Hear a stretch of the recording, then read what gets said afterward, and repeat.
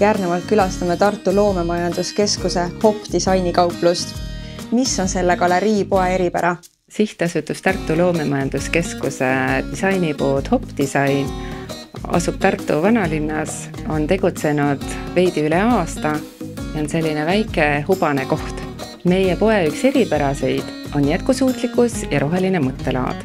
Meiega koostööd tegevad disaineritele on see loomingus väga olulisel kohal. Paljud disainerid on loonud oma kollektsioonid suurtööstuste jääkidest.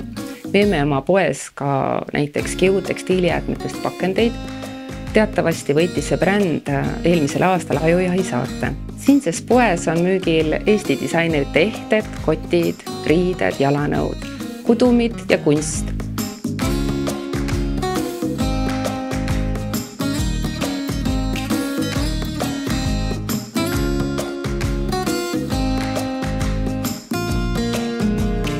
Ning meil on ka väike kodusisustuse osa, millest leiab disainlambid, kodutekstiilid, keraamika, küünlad ja kellad.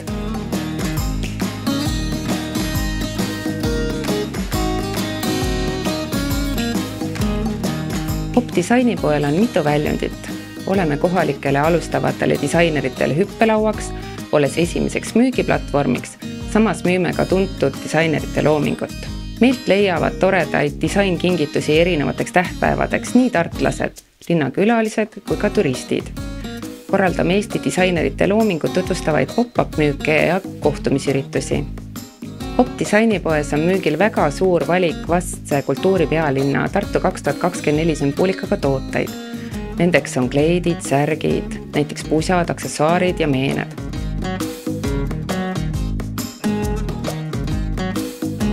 Veel leiab meie brändide Illimor ja Franz Reiveri rõivaste erikollektsioonid, Tartu 2024 kirasaabaste erikollektsiooni. Brändi Andro on disainitud erivärvilisi pagasisilte, ehtekunstnik Kertu Tubergi loodud hõbedast kõrvarõngad ja rinnamärgid, Meeg Niti brändi loodud merinovillased pleedid, võrkkaubamärgi võrgust kotid ja brändi Meri on bambusfrotee tooted, milleks on saunaseelikud, juukserätid, pesukindad ehk kõik vajalik mõnusaks saunas käimiseks.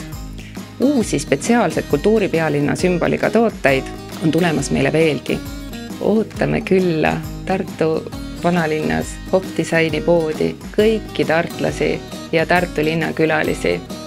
Siin meie Hop disainipoes tuksub Eesti disaini süda.